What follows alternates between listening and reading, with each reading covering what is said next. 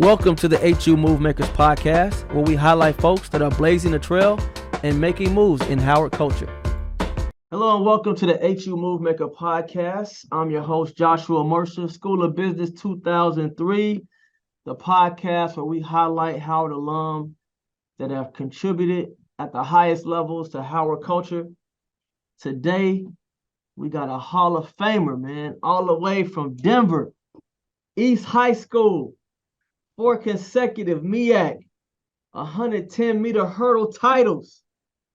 MEAC Indoor Champion, 2003, 2004 All-American.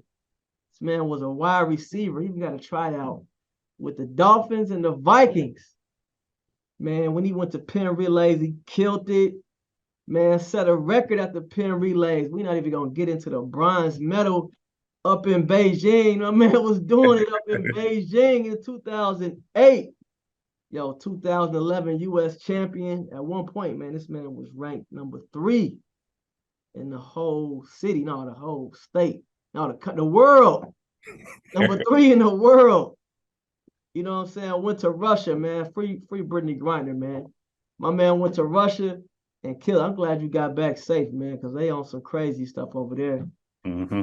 Right now, man, this dude is the director of track and field, cross country. He's getting these kids right, man. They got them all academic team, MEAC champions. They breaking old Howard records. This man was running with Lance Gross before Medea and all of that. You know what I'm saying? Before Lance got pretty. You know what I'm saying? We're talking about a Jesse Owens Award winner. MEAC Hall of Famer, Howard Hall of Famer, David Oliver, man. What's up, bro? Thanks for coming on to the show. Oh, it's good, man. It's good to see you again. That's a hell of a intro there. So, I appreciate the love and the shout outs. For sure, man. I had to keep it short, man. That wasn't even half of the accolades. I ain't even mentioned the IAAF Diamond League title.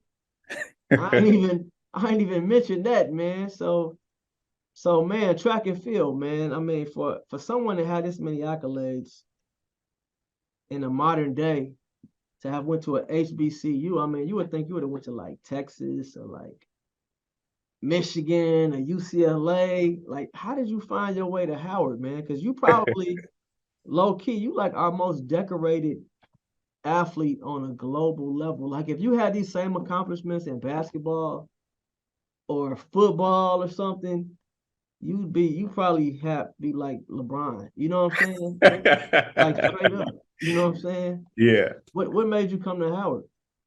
Well, it's just really just researching and meeting individuals.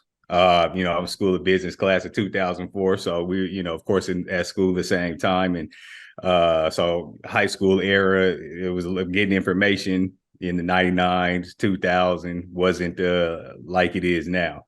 So just reading books in my library at school, had a book about all the colleges, all the HBCUs, and just doing my research and saw the great people that came through the halls at Howard. And I was like, that's a place that I definitely want to find myself at.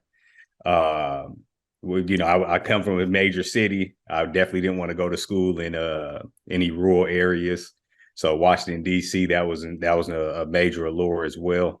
And just the opportunity that my coach, Mike Merritt, rest in peace, gave me. I wasn't that great of a track and field athlete in high school.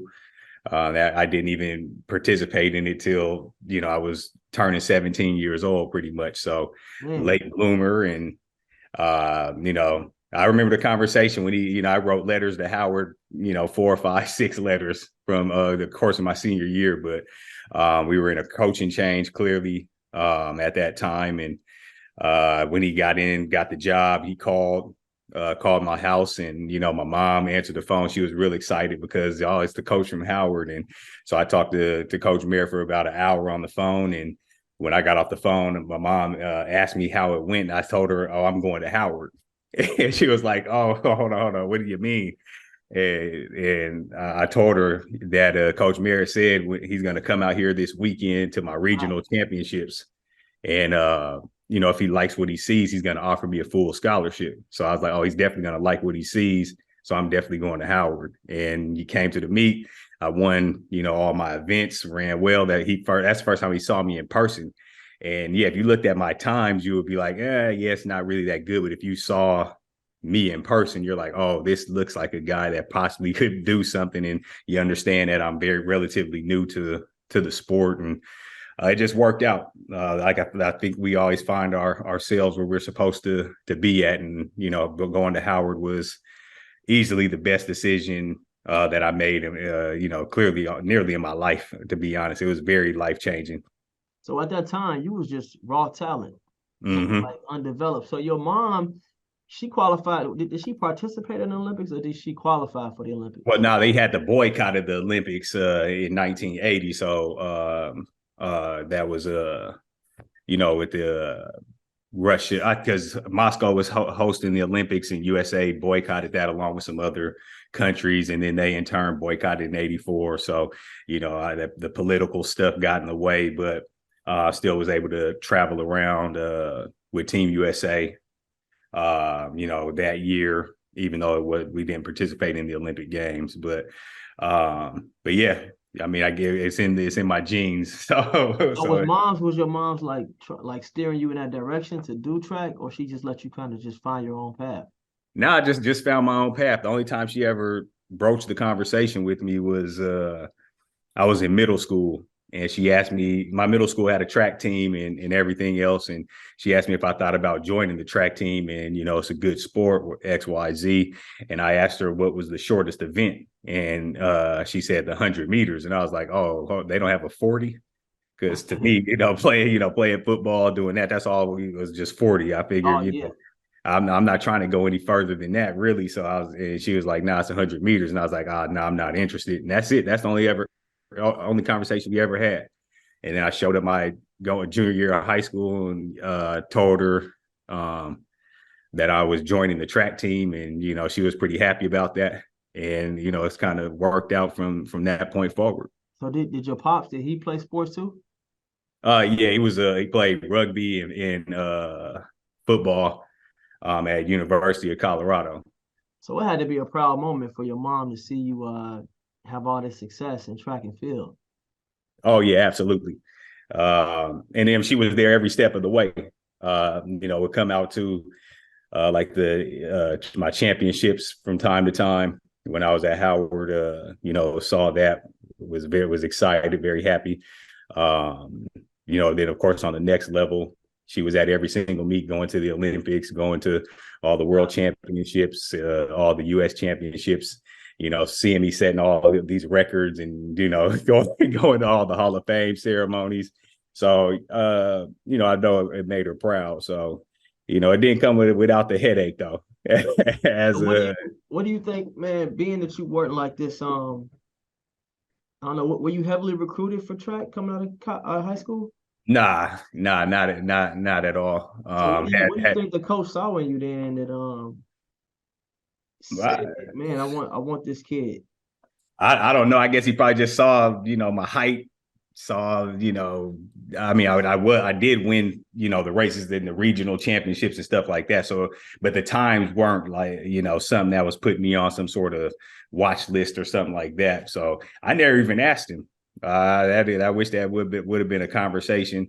If he were still, here today, I would definitely have a lot of questions about a lot of things, because it's very interesting being now on this side of things, and just wanting to gain some perspective from his side about what he saw, in May of 2000 when he came out there to Denver, Colorado, that made him believe kind of in myself. 18, 19, 20 years old, you're not really thinking about those things. You're just like, oh man, I'm going to school. I'm going to school for free. I'm getting to do what I love to do. So you're not really thinking about, you don't really have perspective like that. Yeah. That doesn't come till later on in life. As we all know, grown adults now, 40 plus years old, having a lot of life experiences. That's like, man, I would really love to have the opportunity to bend his ear on several things now as a well mature grown man, in a different career path, sitting in the same seat that he sat in at Howard University. So, but yeah, so he was a great man, and definitely appreciate whatever it was he saw in me. I'm just glad he did. Yeah, for sure, man. I mean, like when you were coming, like when you were running, did you ever imagine that you would have the type of success? Was that the goal, or was the goal just to say, hey, I'm just trying to keep my scholarship?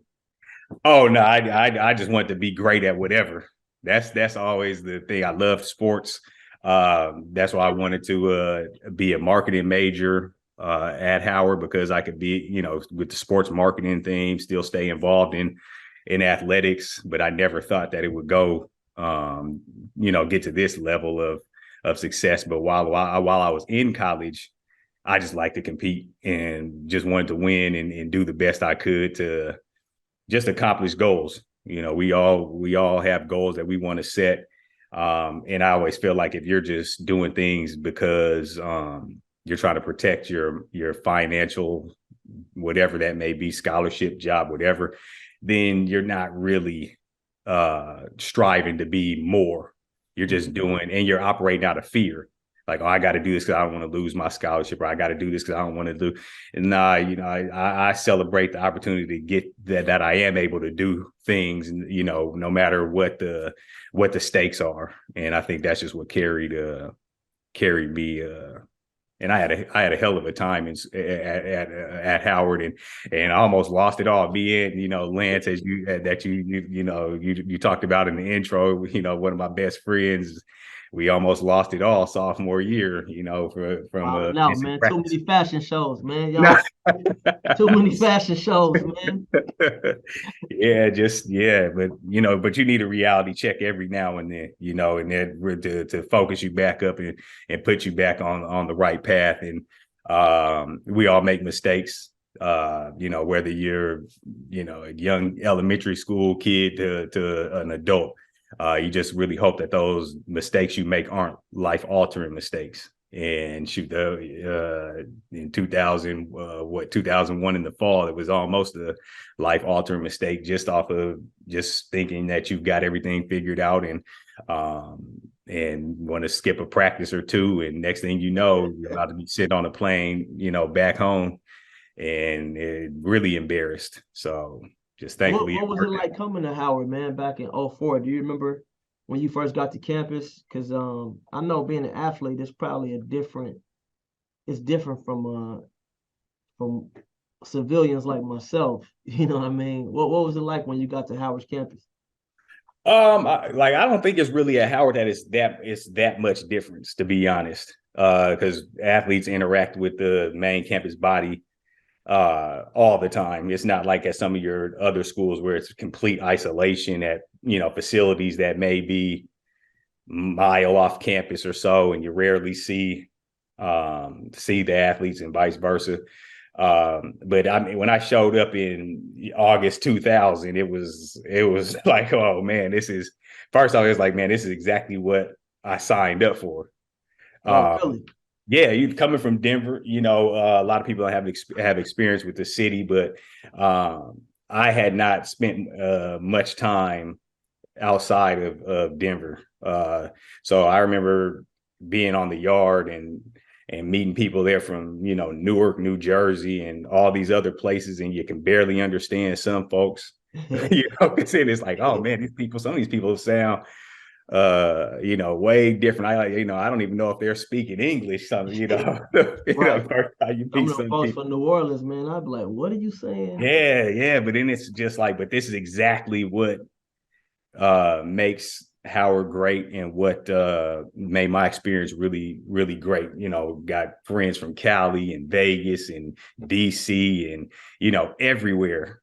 You look at most schools, most of the student body just comes from that area, wherever the school is. But a place like Howard, I think currently we have students that are from 49 of the 50 states.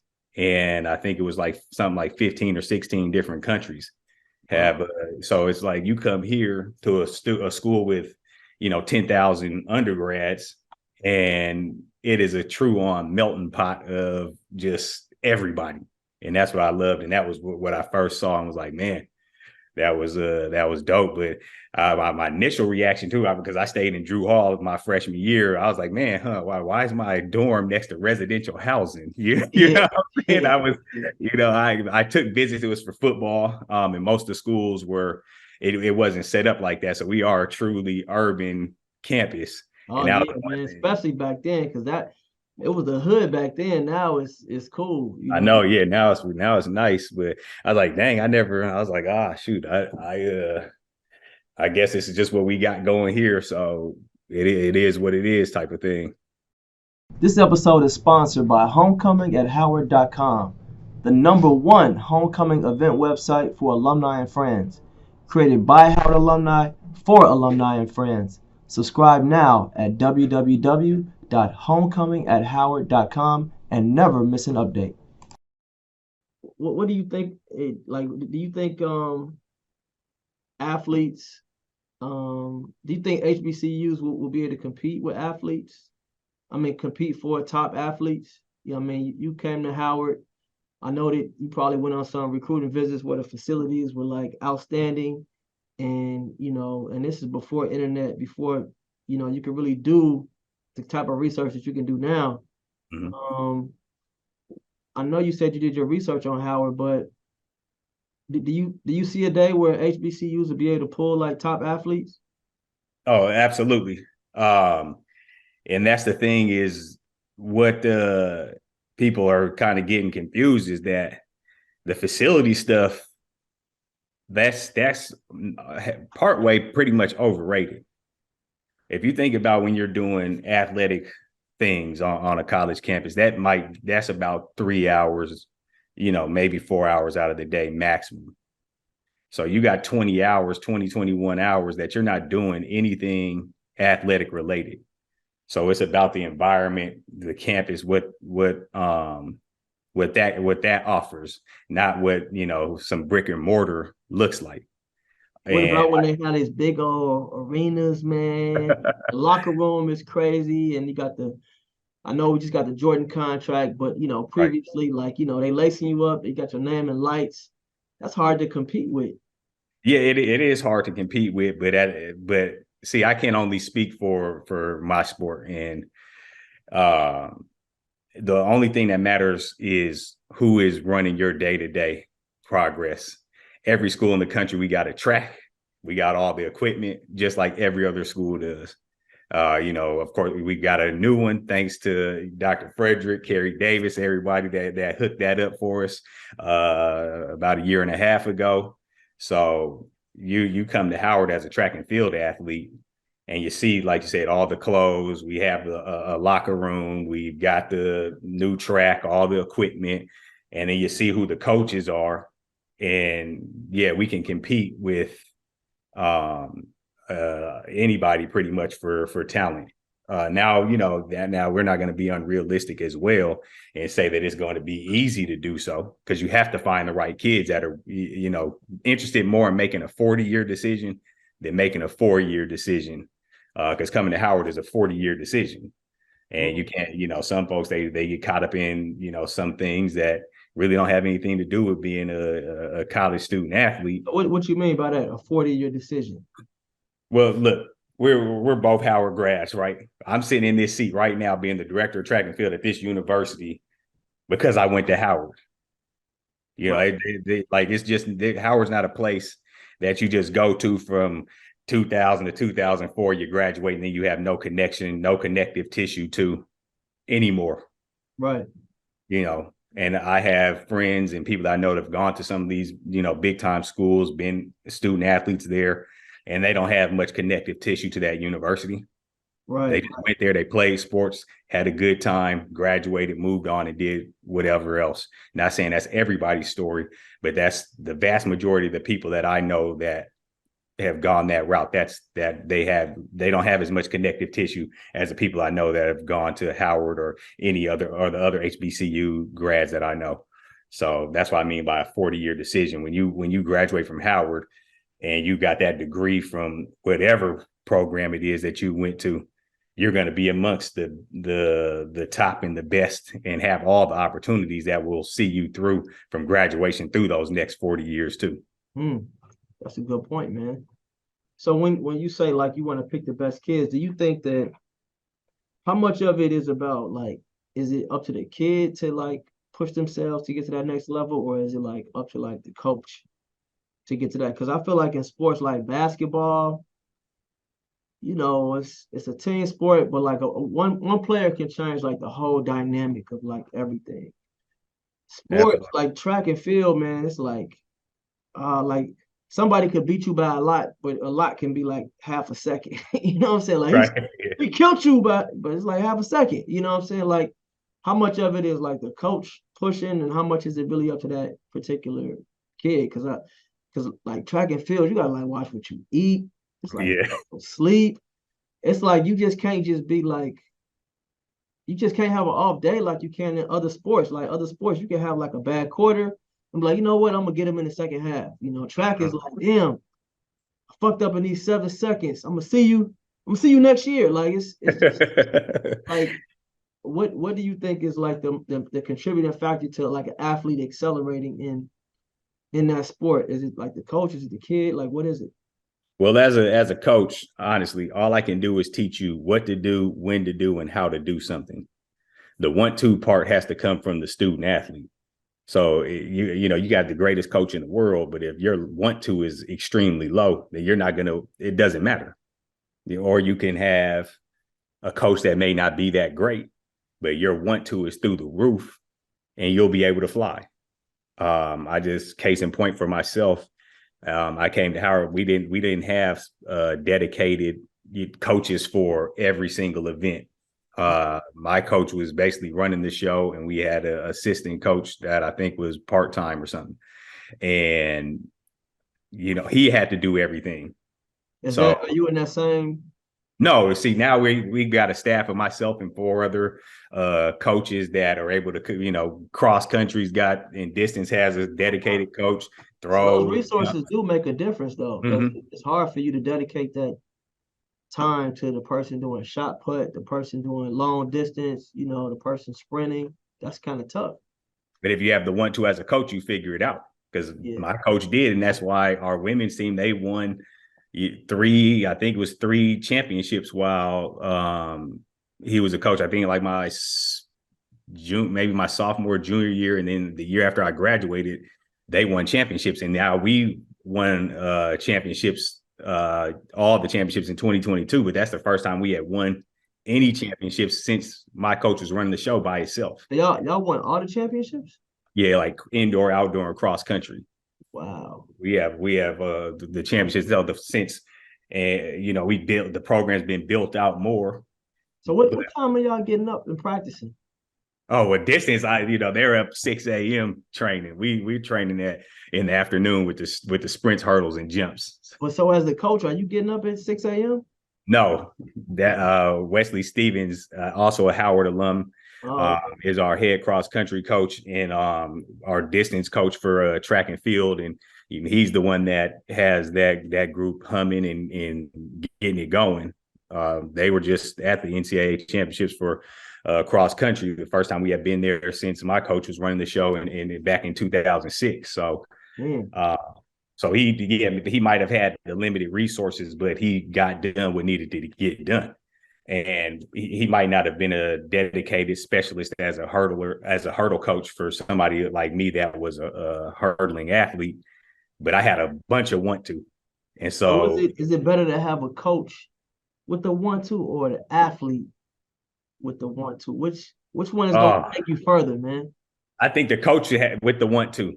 Because if you're an athlete with the want to and the coach doesn't, that just turns you off, and it dims your light a little bit, because these kids are 18 to 21 years old and they're impressionable. And if the coach isn't doing what they're supposed to be doing, then next thing you know, you just got a free for all, and you can really kill the student athletes want to, because your lack of want to, and you're the adult in the room, no difference than as a professor.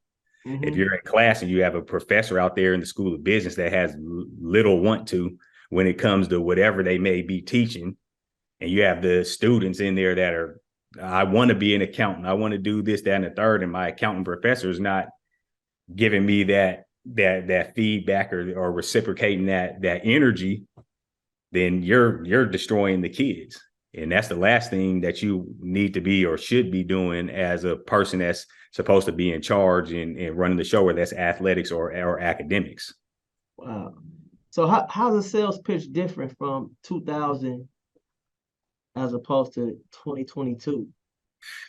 Man, I think that, well, a school like Howard, well, I'm in a blessed situation that we are, with the academics that we have, everybody knows we're a name brand.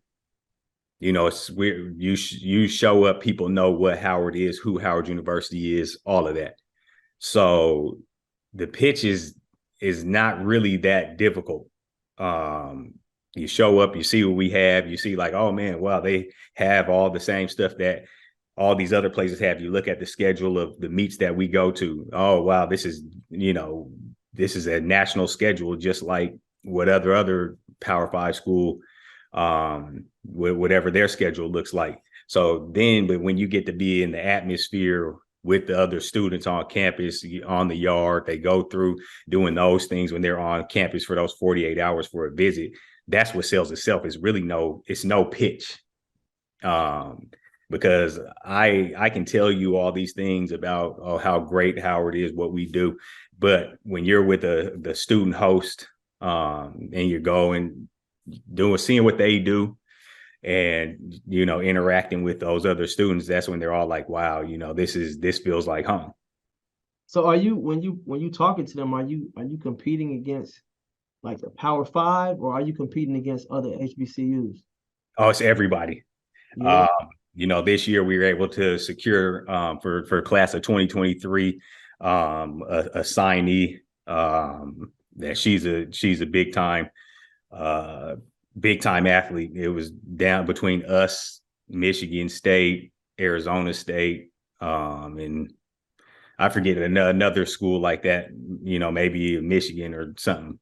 And she chose us. Wow. That's what happens when you have a program that's winning. You have coaches in place that are developing athletes and doing well. You come on campus and you see what Howard has to offer, and she's somebody that values that, like I say, 40-year degree, not just that short-term stuff. I like that. That needs to be on the Howard. That needs to be like a motto, like the 40-year commitment versus the 4-year, because I think more people would probably donate and give back if that was ingrained more in the culture. Because that's the first time I've ever heard that. Yeah, that's what I don't remember even where I heard that from. This was probably right around whenever I was had took the job back in fall 2017, and I don't even recall who I was talking to, but I was in at home in Florida and was talking to somebody, and they had mentioned that, and I was like, yeah, that's that, like basically how I was able to get this opportunity. And I was like, yeah, that's facts. That is Howard in a nutshell. So you these kids coming in now, man, you think they could have competed and been successful? Like, are they softer now? And when you came in 2000, man, you was running from gunshots back on. Yeah, I don't know about softer.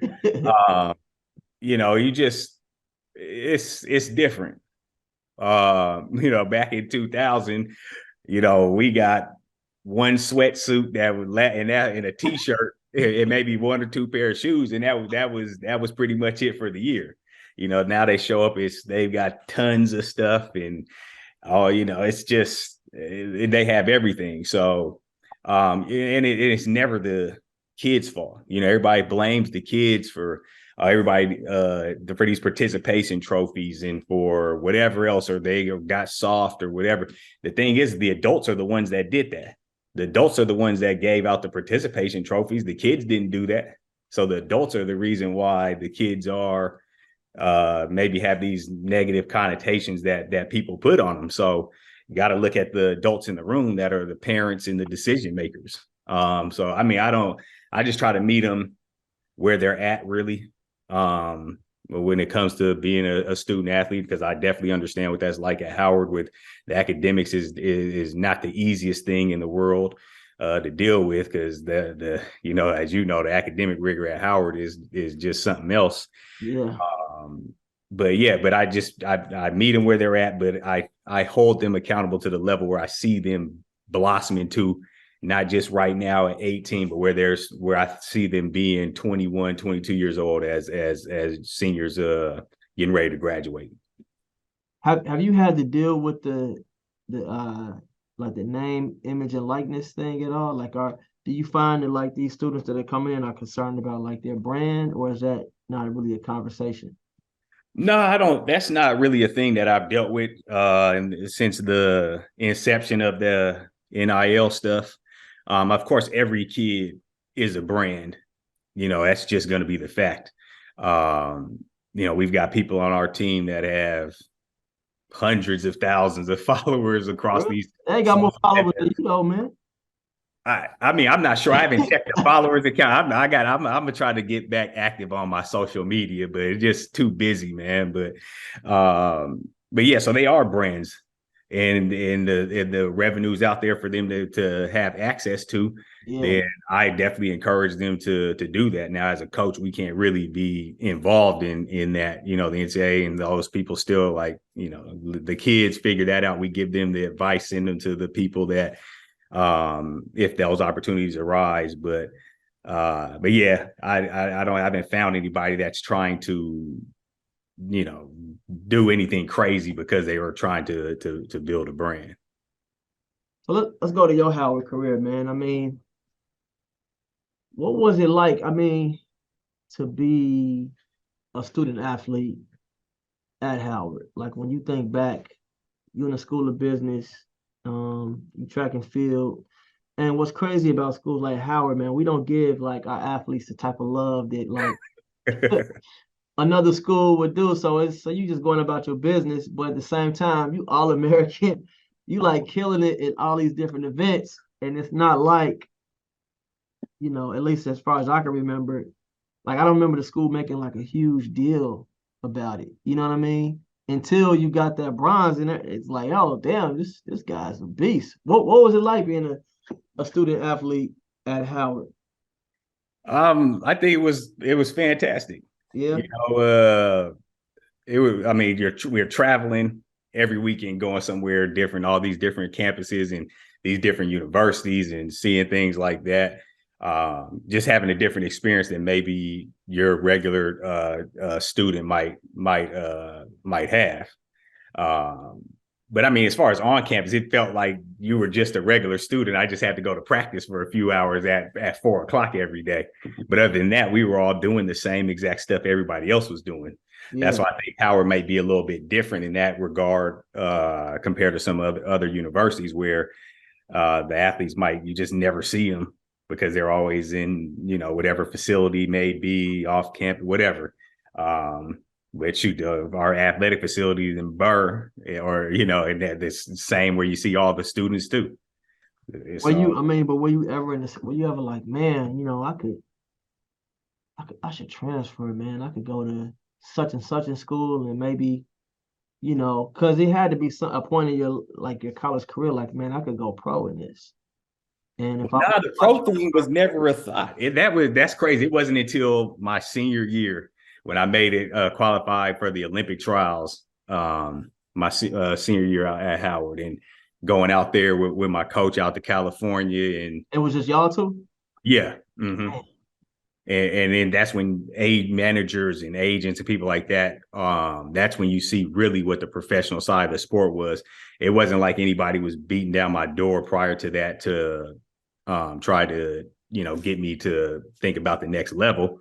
But that was the experience that gave me the outlook, like, oh, wow, this is something I could possibly pursue. So it wasn't a thought really, like a concrete thought of something that was like, oh yeah, this is definitely something that's going to happen, until pretty much my senior year in June. Wow. So my senior year, you was like, I'm different. different Well, than everybody on this team. You know what I'm saying? oh Like, well, for me, like the having that sort of high level of confidence is something I've never lacked for. So I felt like that from the time I was a freshman and I came to. oh, really? Well, it wasn't even it was. I didn't know anything about the track and field program at Howard before I showed up. Wow. So it wasn't until we were doing physicals, and one of my great friends, Andrew Murphy, he was a freshman with me as well. Some of the upperclassmen guys were. It's something happened after getting the physicals, like we had went first or something, and it was like, "Oh, y'all are freshmen, y'all got to go." And Murphy was like, "Man, don't y'all talk to me. You guys only scored 1 point at the conference championship last year." And I was like, "Oh my God, my team sucks. Oh no." Because I was like, oh shit, I Damn, didn't. you ain't even realize the situation we was in. Nah. I just figured, the coaches knew whatever. So I mean, you figure it. So it couldn't have been that great if the coaches brand new. They be bringing a coach in March or April. Of course, I was a senior in high school at that time, but I mean, it just. But in track and field, it doesn't even really matter. Your team could be terrible, but if you're like a superstar, then you're going to do exactly. You're going to go everywhere. You're going to shine as bright as need be because you're one of the best in the country. Man, so one question. So like, and this is like a stereotype. Like, whenever doing anything athletic, like, and you see a white person next to you, see an Asian, you got to be like, okay, I'm about to beat these two at least. Do you used to feel like that or not? Oh nah. Well, in college, I didn't What see is it this. like to get to that level and then like white people running past you? You like, damn, I used to smoke y'all.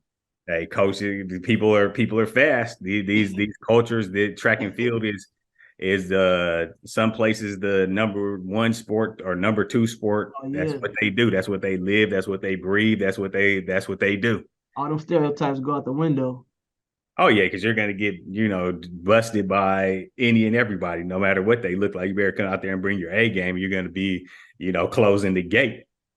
What about like, okay, so like when you guys came to Chicago, man, and I'm like, yeah, we're about to go strong for Howard, blah blah blah. You get there, man. Wisconsin, they got like 200 people.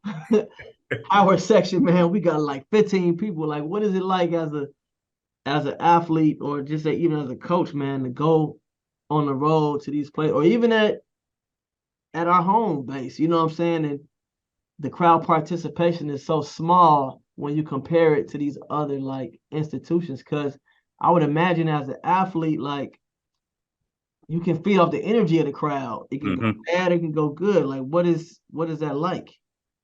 Well, from an athlete, like yeah, we show up and we're competing. Howard, we're out there at the meets with the big time universities and stuff, and they got all their athletes. Everybody's there.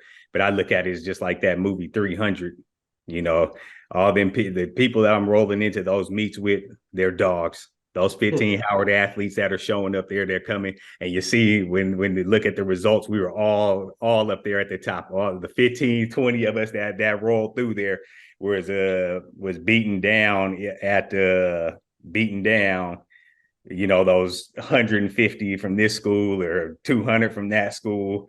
So yeah, that's what we like more than anything is like we don't need like I said in the movie 300, 200 people that are like painters or something. We just want 15 people that's warriors.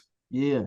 And that's my job is to make sure when we go to these competitions that the whether it's 15 people going or 50 people going, that the best 50 or 15 are on that flight or on the bus going to these places to get busy. So when you guys are out there, you're not even thinking about the crowd. No, but it is cool though. Like when you're warming up and people are rooting you on and just that it feels good. Yeah. It feels really good. That's like with the Chicago meet. This year we go back up there in February. We turned the handful of Howard people we had to like triple the size. Just and then we just grow from there. But that's the thing with us. We like people that's winning. Yeah. We like to support winners. We're not going to go to the game or the meet or whatever to go out here and watch you out here getting beat. Yeah. Nah, So, so that's that. It's up to us as the coaches to make sure we're putting a winning product out there for the fans to support. no, that's real, man. That's real. That's a great point. So senior year, man, you and your coach, you said y'all go to Cali. for this big track and field event, and that's kind of when it clicks that you like, man, I could really go pro in this. And even still, like, what does go pro even mean? Like, does go pro, like when you thinking go pro, like, are you thinking like I can? Because when you say when you play in the NBA or the NFL, go pro mean I'm gonna at least make 500 grand. You know what I'm Right. saying? Track and field, like go pro, like okay, I make 200, but I'm spending 100 on, I'm spending 100 on my coat. Like you got all these expenses, you got to pay for travel, X, Y, and Z. Like what does go pro even mean? Like what did that even mean to you? Were you like I can go pro and like be like a world champion, or you like, hey, I can have fun with this for like 5, 10 more years? Really just mean it just depends on the level that you're coming out at. Going pro for me in track was just one of those things where the athletic ability you have it's a finite resource. So you get opportunity, yeah, okay, fine. Maybe at the beginning you may not be making, $200,000-$300,000 or something, but you just keep grinding. You get to the point where you do that. You have I had a career that was for 13 years. So, 10, 11 of those years, you're making really good money. And at the end of the day, that, yes, going pro in track or some other individual sports may not be like NBA, NFL, stuff like that, but you're still going to probably make 2-3 times the amount of money you're probably going to make coming out as an undergraduate with your degree. So like let's say like your biggest meet, like break it down like the economics of like, okay, if I'm in first place, what can you make? And then let's say I come in last, like what does that purse like look like? Okay, so it's like World Championships. That's a big meet for track and field athletes. And so I won the World Championships, and I was a Nike athlete. So Nike just pays me every quarter. I was with them for I think maybe 12 years of my career. So I go to that meet. First place is $60,000. You win that, the federation, the event gives you the 60. Nike will give you a check for 60. They'll put an extra 60 on your contract for the next year. The federation will pay you. So yeah, you just go to that one meet, and if you're the best, you can, it's a huge sort of payday for you in the immediate moment and for the years following, should your contract be set up a certain way. Now you go to that meet and get last, eighth place, you still get paid. Every meet you go to, eighth place, you still get paid. You say you don't even know what they get paid. That wasn't even what I was. Well, I didn't spend time in eighth place during my career, but you see when they have the little welcome packet, and you know what the prize money is, and you see, it's like, okay, well, last place you just get, at a regular meet, $1,000 or something like that. But it's cool. How much does that play a role in how hard you train? Because you still got like you got to pay a trainer, you got agents, you got probably certain food, a certain lifestyle that you got to maintain just to be able to compete with. Mm-hmm. At this point, you're a world-class athlete. It's not like you in the MEAC or the NCAA. Right. You competing against the world, everybody, the whole world. You know what I'm saying? Yeah, but it doesn't play a factor, because that's when you start worrying about outside factors and things like that, you're just too distracted. It's like, to my point earlier about, running for your scholarship or something like that.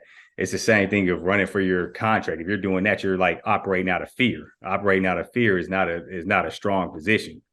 So I just worked hard, because that's just in my nature. That's just innate. And I just wanted to be the best in whatever it was that I was going to do. I'm not signing my name up to sorry stuff and being mediocre. That's just not what I was not interested in doing that. No different than being a coach now, going to our first conference championship. We scored 1 point my first year as a coach, and I'm sitting there like, wow, you like, damn, what did I get myself into? Yeah, it's like, oh, we got to figure this out. Yeah, we got to turn this ship around a bit, but have great coaches and great support. So we were able to kind of do so, and Unfortunately, with COVID, having a setback like everybody else in the country, but the team was able to respond well to that. But yeah, we were able to turn around and do well. So I know we might be struggling, or like I might be struggling in my professional track career at the beginning, but I'm not going to be struggling for long. Yeah. Yeah. So you were ranked in, I think, the top 10 for like 11 years or 10 years or something like that. Yeah, I think, shoot, outside probably my first and last years is running. So we had probably about 11 years in a row. Man, can you? This episode is sponsored by Homecoming at Howard.com, the #1 homecoming event website for alumni and friends. Created by Howard alumni for alumni and friends. Subscribe now at www.homecomingathoward.com and never miss an update. Break down to the people, man. Like, what does it take to be a world-class athlete?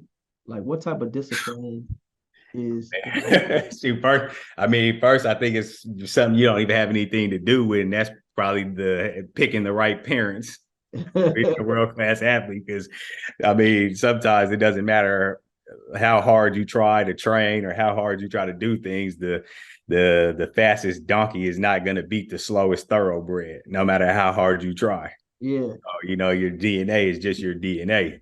So, outside of those sort of factors, but things that you can control is really just the focus. Because, it doesn't even just mean being a world-class athlete, just world-class in whatever it is you do. Business, whatever the industry is you're in, world-class is all the same. Yeah.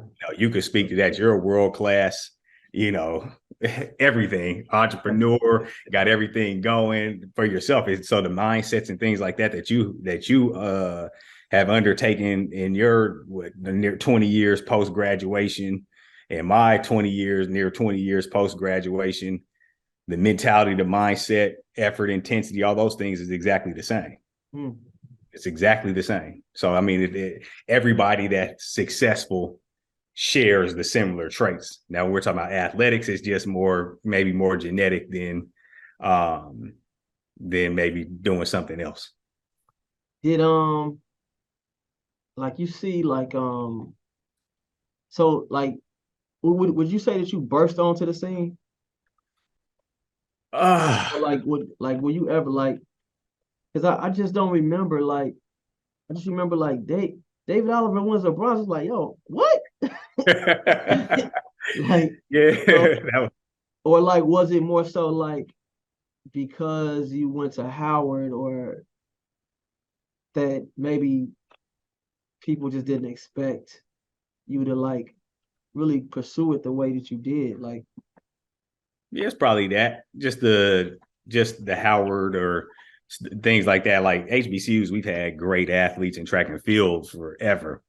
But it is one of those things, even talking to agents or managers when I was a pro, and they're like, man, I don't know how I missed out on you, how I didn't see you. I was like, because I went to Howard. You weren't checking for anything I was doing. But how do they miss? Because everything is based, I feel like track and field is the most objective thing, because you're just racing against time. It's not even who cares about your form? Who cares?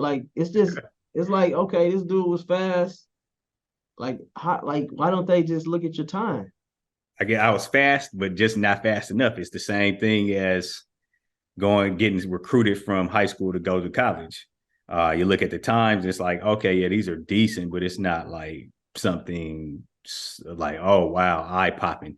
Same thing leaving school. Yes, I left Howard and was all, getting fourth and fifth at the NCAA championships my junior and senior year. And so it's there's only a couple of people that are much better than this guy and what he does, but it's just not eye-popping enough, though. I'm gonna just try to secure these other things. So it was a slow burn from that standpoint. I had to work hard for the first couple of years, and then my third year, that was the Olympic year. Busted on the scene that 3 years. About my third, fourth season in the as an elite athlete. Man, what did that do for your confidence, being a gold medalist? I did nothing really. Like, cause you can't tell me, or I don't, there's nothing outside factors that can make me believe more than what I already believed. It's just like you talk to people that I train with or talk to regularly, like they'll all tell you, like, man, yeah, he felt like or that he was a gold medalist, a Olympian, whatever, before he even got there. And that's what the main thing that matters is your mind. Your mind is the most important thing you have. If you can conquer what's between your left and your right ear, then you can do anything. Like So what nothing can about stop you. what about from like a brand standpoint? Was it a game changer, like coming back Oh yeah, yeah, to the States yeah. and That was a handling huge game changer. From it? a yeah, absolutely. That's all eyes are on that event. Getting a medal, being a medalist, and yeah, it definitely takes your profile from just maybe the inside the track world to worldwide, basically. After that, then here comes deals that I was able to secure with Coca-Cola, McDonald's, TD Wow. Ameritrade. So what were Uh, those deals? You were like endorsing them or something? yeah, they were a brand sponsor of mine. So, Man, that's you gotta know, feel good though, man. Coming from Howard and then all these brands trying to attach themselves to you. Could you imagine if you were doing that in today's era with how like educated every athlete is hmm in like their brand and entrepreneurship and social media? Like, yeah, that's exactly. crazy. Yeah, but I mean, I was surrounded by really good people that they knew all that stuff and they knew how to handle it and I just followed their guidance. All I wanted to do was run. I just wanted to train, run fast. That's it. And they just take care of all the other things. And of course, being able to explode up and now you're doing all these things. You're on all these commercials. Got a billboard in Times Square and Man. like all this stuff. It was crazy. But still you can never lose perspective. But was it a, And was it a part of you that was like, all right, money's rolling in. I know as an athlete, period, especially as a track athlete, my window is like this. mm-hmm. So does that in the back of your mind, were you thinking like, man, it's gonna last forever? Or were you like, man, I gotta be smart with the business decisions that I make and just decisions, period? Like, Yeah. were you thinking about that? Oh, absolutely. That's the thing is I went to school to learn. In the school of business, you learn these things. So first thing when the money started going in, you got to get the accountant, get your tax stuff together, set up all the things you need, get the LLC set up, did everything to make sure that all the pieces were in place to make sure that this 10-year window that you have to be an elite athlete or whatever, that can carry you for the next 40 years of your life. So, of course, we don't have 401ks. That's not set up. But I did that, a couple of years after graduating from school. Mm-hmm. Getting those things, setting your New York life stuff up, setting everything up. That's what the key with learning and being in the school of business and having those sort of people that kind of poured into you. During the time there, you do understand what is at stake and how to kind of make things last a little longer. How and that's dope because you hear these stories about athletes, especially in football. They say like these football athletes go bankrupt like 3 years after they in the league. How how prominent was like steroids when you were running? Like I would imagine that because you went from Howard to Olympian, they probably was like, you know what I mean? Well, yeah, shoot. I mean, but that's in the hurdles is a lot different than like maybe running distance and sprinting and stuff like that because there's no performance enhancer you're going to be able to take that's going to allow you to have the proper technique to negotiate those 42-inch barriers. So for me, it wasn't nothing that I really concerned myself with too much while I was competing. But I mean, of course, you absolutely know. You see the stories all the time. It's like, oh, dang, that person, got busted for that or this. It's prevalent, but in those events, you're talking about life changing, life altering finances. Man, Marion Jones, remember her, man? Yeah, yeah, I remember when she got it. I was in Montgomery, Missouri. Justin Gatlin. I mean, these were catched it. Yeah, I Yeah, I mean, mean it's real, and but I mean those people, them cats had millions of dollars on the line, so yeah, they were probably towing up like, hey, I got to do whatever I got to yeah. make sure I keep this rolling in. So you never really felt that type of pressure. Nah, because that's the environment I was in was not. I Coach see what Brooks you're saying. Johnson. He wasn't involved in that. Wasn't with that. Never had any track record as a coach of training athletes that were had been suspended or under suspicion, stuff like that. So so it wasn't something that was even really a thought for anybody in the camp. Was it like how was it to go from like like the MEAC to like you racing against people that you probably watched on TV? Yeah. When you were in high school, like what is that like? Were you ever like kind of starstruck a little bit? Like Oh, damn, I for can't sure. believe I'm racing against Jesse Owens. Yeah, well, like you look up and it's these people. I remember freshman year the Olympics was going on 2000, and it was in Sydney. So I'm in the room just watching those. And it's like, wow, there's like Allen, Terrence Trammell, people like that. And then I show up to meets, a couple years later, and it's like, oh man, I'm standing on the starting line with these guys now. Damn. And it's like, wow, I mean, it's crazy. I mean, every sport's probably like that. You got these basketball players that watch LeBron or something since they were born, probably, and now they're in the league, and they're like, oh wow, I'm in the same locker room as LeBron or Tom Brady or some of these people. And yeah, at first you kind of fold. That's facts. Like the first time I folded when I was on the line with them guys. At the Olympic trials my senior year out there at Howard, and I went out there and you see like 50,000 people in the crowd, and you're like, oh shoot, hold on, this is not MEAC, NCAA. Yeah. This is the Olympic trials. Like, and then yeah, I folded that first time, but it still was good just even interacting, watching them, learning what they do, and just watching how it's like, man, this is how great people operate. And, Yeah. learning from viewing and learning from other people is a huge learning tool. And I definitely like to use that. No, that's what's up, man. So now, was it always the plan to come back and coach at Howard?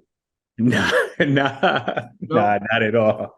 Not at all. I Like never. what was your like what did you think you would be doing like when you were like, okay, after track, I'm gonna do like what? Shoot, I figured I'd have when I retired, I'd just at least hang out for a little bit and just, post up on the couch and chill out, and just kind of catch your breath, decompress, because it's just extremely hard trying to be successful at this sport. But yeah, I was retired for maybe 3 or 4 weeks. And then Wow. I was at But Howard. you look like you still out there running, man. You still working out? Now, only working out I'm doing is going to the gym and lifting some weights, man. I made it through. I'm 40 years old. I made it through without having major surgeries and injuries that cause all that. So I'm not about to risk it now, going out there trying to be a hero or something, racing against these kids out there at Green Stadium. No, that's a hard pass for me. But you know what? I was reading your bio, man. You did have injury back in 2013 and you bounced back when you were able to go to like I think you were able to go to like Russia or Moscow or something and bounce back. Um what is it like as an athlete to because I'm thinking about the work that I do. I'm like, I sell insurance, I sell real estate. I'm like, man, what could I compare it to like and then try to come back and be on like the top of my game? Like what is that like to because rehab gotta be like that gotta suck. You know what I'm Yeah, saying? Because yeah, it's big time. painful, you're not explosive as you used to be.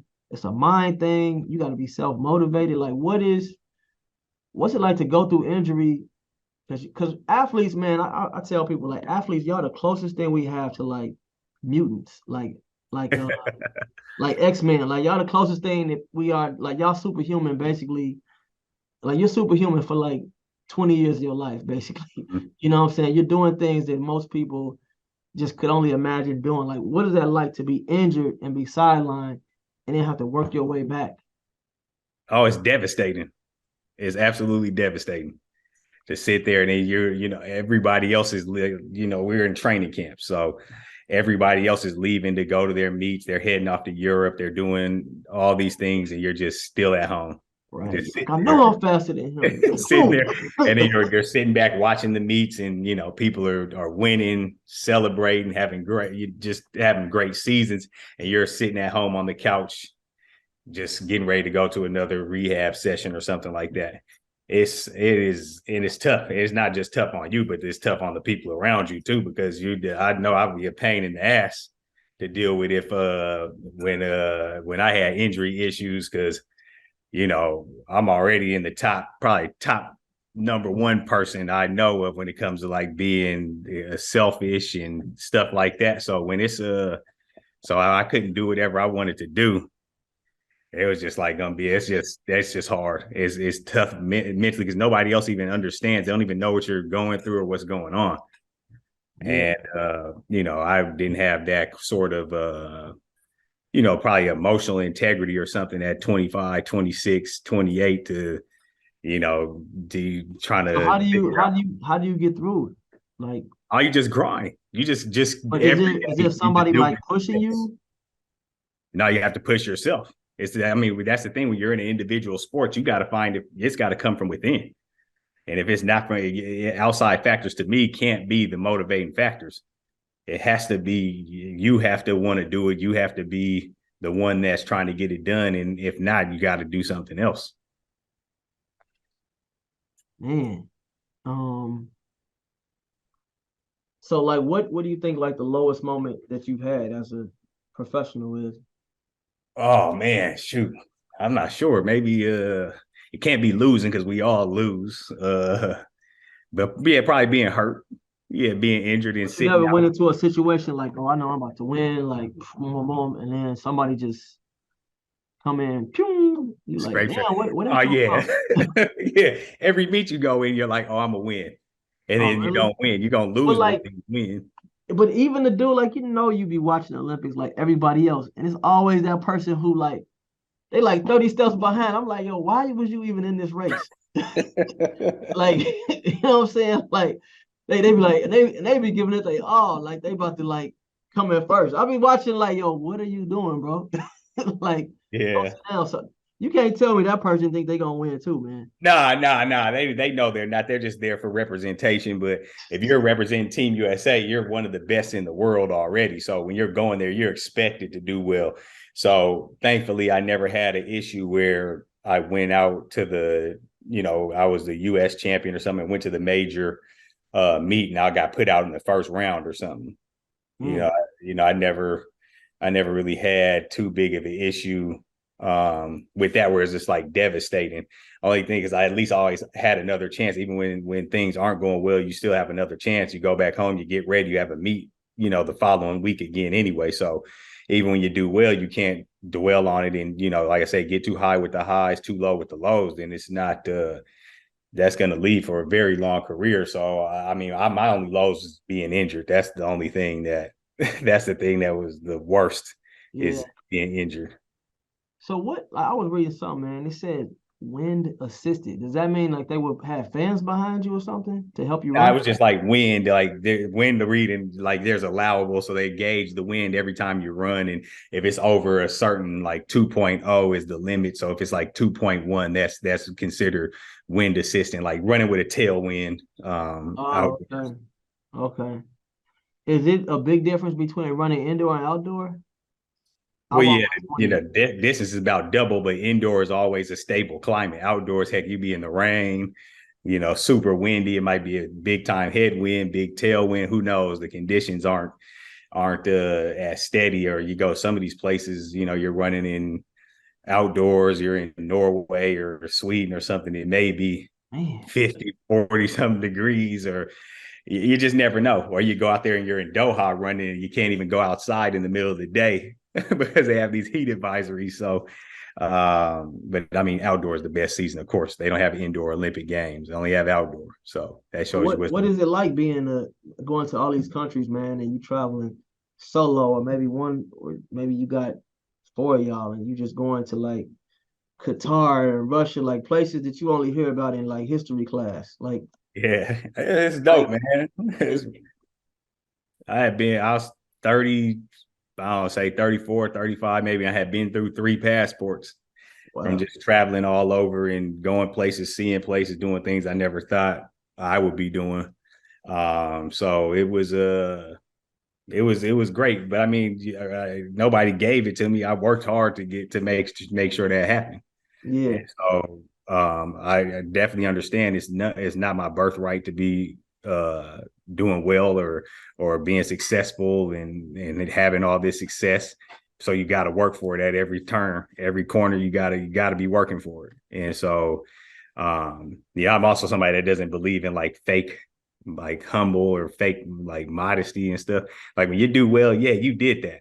So yeah, you deserve the right to be, say I'm great. It's Mm-hmm. not bad. It's not a bad thing. And so, I think it's bad to be with the fake modesty or the fake I humbleness or like something. that. Out of all your awards, man, you got Hall of Fame, you got bronze medal, you ranked number 3. So like, all right, so look, we got how does this go? You got ranked number 3, you got bronze medal, you got Hall of Fame. Start, bench, or cut. Oh man, well shoot, absolutely starting winning the bronze medal at the games because that was the genesis of it all pretty much. I could put on the bench winning the gold medal at the World Championships because that was like a culmination of everything. And I could cut Hall of Fames, all that other stuff because I mean I don't really care that much about the like pomp and circumstance. I like to just compete and win and do those things. So I mean, Hall of Fames is great. It's outstanding to be viewed as one of the greatest to ever do something at a particular place or whatever. So, but it's not really that important. So what's next for you? What's next for Howard Track and Field? Yeah, try to just win more championships. Try to see if we can find the next David Oliver or something that's going to go off to the elite level and continue to put Howard on the map as an elite athlete. That's one of the things I loved was sitting at the press conferences and I was still wearing my Howard shirts and everything like that and representing at these international press conferences and people asking me about Howard, they don't know, they never heard of that. What is it? And then they look it up and figure it out, and they're like, "Oh wow," because that's so we can get somebody from Howard to do. That's what's next. Win championships, increase our national ranking in the program. Just keep churning out great men and women that are going to be pillars of the society. Once they hang it up and they start putting that degree to work and making that 40-year run out of it instead of just that 4, like I mentioned. I like that, man. I like that, bro. Well, David Oliver, man, you've been a great guest, man. I appreciate you taking the time out to come on the show, brother. Oh, absolutely, man. It's a long time coming. Shoot, I should have been on here about 4 or 5 years ago. I know. But now it's better because I got more perspective on this side of things as basically a professor in an outdoor environment at Howard University. So I can speak on Howard from several different angles now. Yeah, for sure, man. Thanks again, bro. Oh, absolutely, man. I'll see you soon, man. Thank you for joining the HU Movemaker podcast, where we highlight folks that have contributed to the Howard legacy at the highest levels. To hear more interviews or purchase merchandise, please visit www.humovemakers.com.